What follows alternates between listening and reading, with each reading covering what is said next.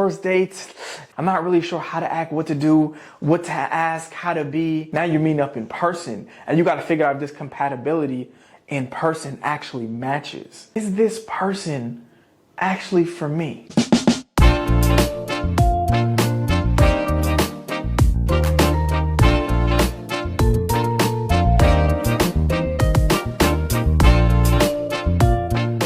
What's going on, everyone?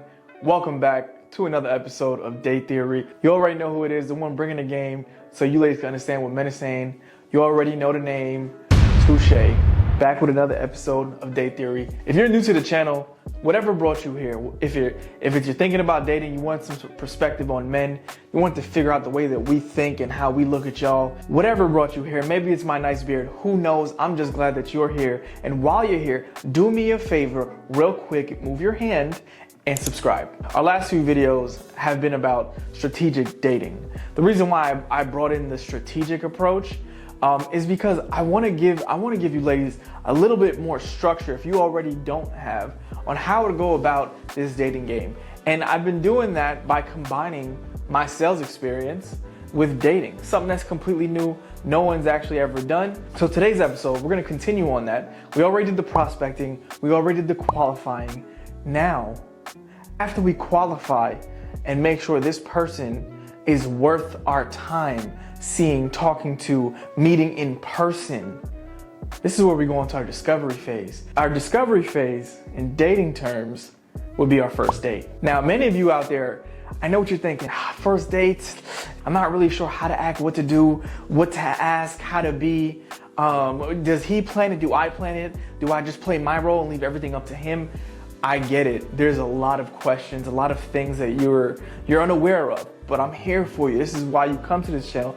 This is why you're here to watch me and listen. Our discovery phase in sales is where we start asking all the questions. Right now that we got this first meeting with our client and we want to go ahead and bring our product, but also ask them questions to kind of build their interest in what we're selling. And what we're selling in dating is actually ourselves, right? But not like on the market type slavery back in the day stuff. I'm talking about modern day selling. I'm selling you who I am and the possibility of what this can be, right?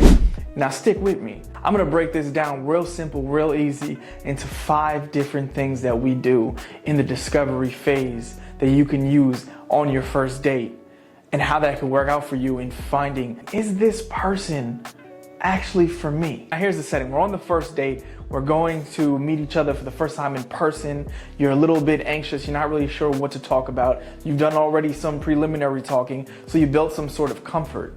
Now it's like, what do we talk about? What am I trying to ask this person that's gonna benefit me? And ladies, I know there's a lot of y'all out there that maybe don't necessarily know what to talk about and wants the man to go ahead and lead and take charge of the conversation. But you have to do your own due diligence because dating is also for you. And you want to figure out if this guy is really about who he say he is. So the first thing is to figure out his objective, right? In sales, our mission was always to figure out their pain points, their needs, their wants. You got to do the same thing on that first date. In dating, that translates over to figuring out their dating interests, the things that they value, what is important to them. This all helps building your in-person compatibility because you can be compatible with someone, talking to them, everything is great over the phone, FaceTiming. Oh my, I don't even know if that's a FaceTime. Stupid. FaceTime, it's probably better FaceTime. FaceTime, like, oh my God, yeah, can't wait to see you. Now you're meeting up in person and you got to figure out if this compatibility in person actually matches. And that's all key into the objective. In dating, it's the same thing. You're trying to figure out their interests, their values, things that they really care about, their pain points. Pain points are actually a great indicator of what this person has overcome and what they're still working on. A pain point nowadays is actually what we refer to as walls. Identify their needs, their wants, and their pain points. And you'll be one step further to figure out if this person is right for you. After you figure out their objective, now it's all about the approach. Approach is all about asking open-ended questions and actively listening to their responses. I love asking open-ended questions on dates and seeing how someone's actually gonna react to what I'm saying and if she's really digging it or not. And don't worry, you're gonna find yourself asking these open-ended questions, because when you're on that first date and you're just being yourself, you're gonna have authentic conversations. You're gonna learn about their hobbies, their likes, their passions, and their life experiences. That way you get a better gauge of their perspectives and if y'all two actually match up. Now that we just figured out our objective and our approach, listen, in sales, everything was about metrics. If you hitting your numbers or not. If you ain't hitting your numbers, then you gotta go.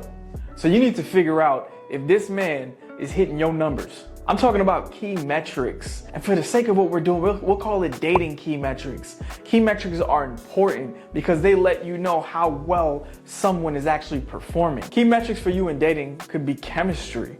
Chemistry is something that everyone can gauge. We can feel that when the chemistry is on, we know this is a 10. This is a 10. I've never felt something like this. I want this. Emotional connection. Listen, it's nothing more bonding than an emotional connection. Well, maybe like a toxic bond, but don't do that. We're not here to do toxic bonding, right? But an emotional connection through verbal and nonverbal cues, like body language. You ever just been on a first date and like you two can kind of understand each other? You can do things, move certain ways, do certain touches that the other person likes, and it's like you never even told them. That's all emotional connection. So when they're hitting all of these metrics, keep that in your mind. Keep your little scorecard. Like, oh, okay, they're trying to get paid this month. One of the most important elements of the discovery phase, or just speaking with anyone in general, is all about building rapport, but it's how you build rapport. Rapport is something that can seem forced or seem really easy.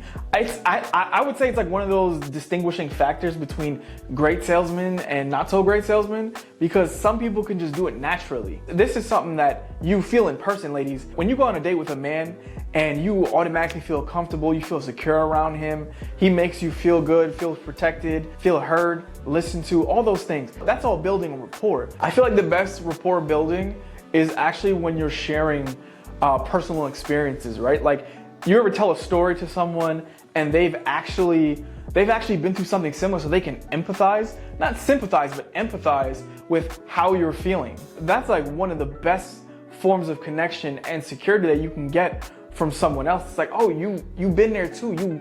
You get it. You understand exactly how I feel. Ladies, building rapport is just another word for catching a vibe. That is the dating equivalent to building rapport in sales. Catch this vibe. Let's see exactly how we are in person.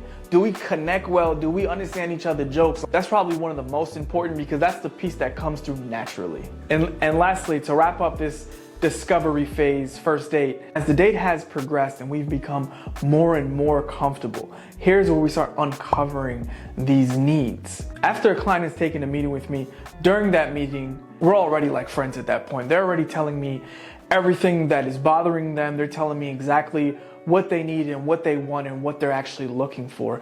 And towards the late tail end of your date, you should already know that. And we see that in dating all the time, how that turns out. You can go on a great date, ladies, and towards the end, men happen to do what? They happen to tell you exactly what their intentions are. And you can see by the way a man closes the date, lets you know exactly how he feels and what he is looking for. So paying attention at the end is actually very, very important. You know, a man will say at the end, like, listen, I had a great time on this date. How about we continue, get a nightcap, maybe come back to my place, smoke some hookah, or whatever he can do to either go back to your place or go back to his place. Ladies, you've been through it all the time. You've seen it, you've been through it, and you rolled your eyes to it. Or some of you have actually been down with it, and that's cool too. But you just have to know what you're looking for and what you want. So hopefully you were able to actually gain some form of insight on how to approach this first date, or maybe things to look for and things to ask during your first date with your person of interest. And if you did, and you felt like you've learned something, anything maybe, or slightly been entertained, subscribe to the channel. And I will see y'all on the next one. We're getting close to closing out the series of strategic dating. I hope y'all are having a good time during this series, because I'm having a great time with y'all. Ladies, I will see y'all on the next one. You already know where you at and you know who you with. See y'all. Peace.